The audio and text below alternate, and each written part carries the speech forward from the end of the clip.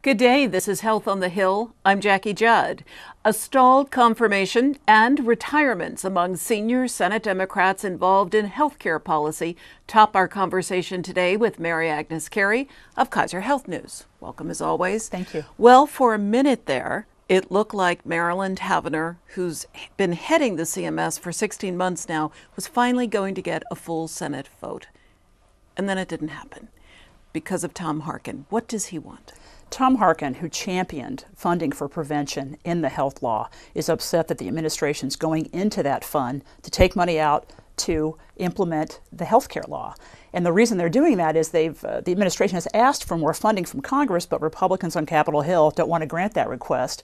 So as we know, the health law's exchanges have to be up and running this fall. The navigators who are supposed to help people understand how to navigate the exchanges need to be up and running, and so the administration has got to go into existing fund, including the prevention fund. But Harkin believes that there are other sources of funding. He does. And has he made any headway with the White House? Not that we know of yet. I'm sure that they are having conversations back and forth. And one thing that intrigues me, to your point, is Tom Harkin is an appropriator. He's on the Senate Appropriations Committee. He runs the subcommittee that oversees HHS. And when Tom Harkin says, I think there are other places they can get the money, I have a feeling that they'll listen to that. Let's presume that Marilyn Tavenner eventually will be confirmed by the full Senate. What is the practical impact of her being the head of the agency as opposed to the acting? I think when you are confirmed as the administrator of an agency, it gives you a little more gravitas to express your vision of where you think it needs to go and to get that vision implemented. Now, to be sure, I mean, the agency hasn't had a confirmed administrator since 2006, and they have been working very hard, employees there, to implement Medicare and Medicaid and so on. But I think it's that extra oomph, to use that word, if you are confirmed as administrator. Agnes, Tom Harkin is one of 3 Democrats who's announced their retirement. One of 3 involved in health care issues. Jay Rockefeller of West Virginia is another. Max Baucus, of course, who's currently chair of the Finance Committee. It's going to be a real policy drain.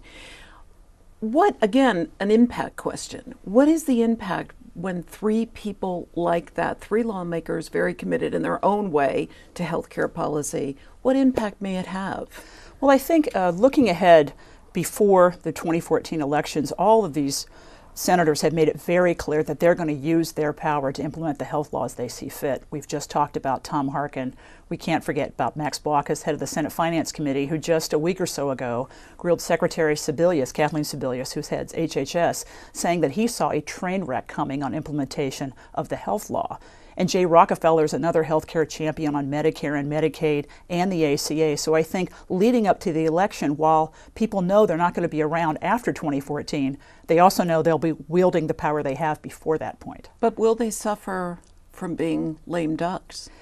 To some extent, one can make that argument. For example, Max Baucus has been in negotiations with Dave Camp of the House Ways and Means Committee, about a possible overhaul of the tax code.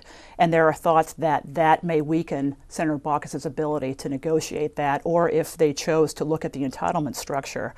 But again, 2014 is a ways away, that election, and I do think that the lame duck thing does figure in, but they will work as hard as they can this year to try to avoid that. Presuming that Democrats maintain control of the Senate after the 2014 elections, who is waiting in the wings? Who will be the new Tom Harkin, the new Rockefeller, the new Baucus? Well, there are many, many Democrats who are very strong on health care, but here are some people that I've watched that I think are very interesting to follow. When you talk about health care and Democrats, you've got to talk about Ron Wyden of Oregon. He is behind Senator Baucus and behind Senator Rockefeller, the next ranking Democrat to take over finance. He may or may not be the finance chairman, but he's got a long tenure on that committee. He started his career with the Gray Panthers. He knows a lot about Medicare and Medicaid. He's reached across the aisle. He sponsored something called the Healthy Americans Act with Bob Bennett, former Republican senator of Utah, that would delink insurance from employment. He worked with Paul Ryan, the House Budget Chairman, Republican in the House, on an earlier version of premium support, not the one that's currently in the House budget, but an earlier version of that. So he's one to keep your eye on. I think Ben Cardin, who's on the Finance Committee, a former House Ways and Means Committee member, is very interesting. He asks a lot of very interesting questions on Medicare and Medicaid. And Sherrod Brown is another Democrat formerly in the House. He's a former member of the Health, Education, Labor, and Pensions Committee in the Senate. He's now on Finance. And for 18 years, Sherrod Brown would not take the health insurance that's offered to members of Congress and their staffs because he felt it was not fair for him to have that advantage over his constituents. But since the passage of the ACA, he has enrolled in that insurance. But I think he'll be one to watch on health care as well. Okay. Thanks so much, as always, Mary Agnes Carey, Kaiser Health News. Sure.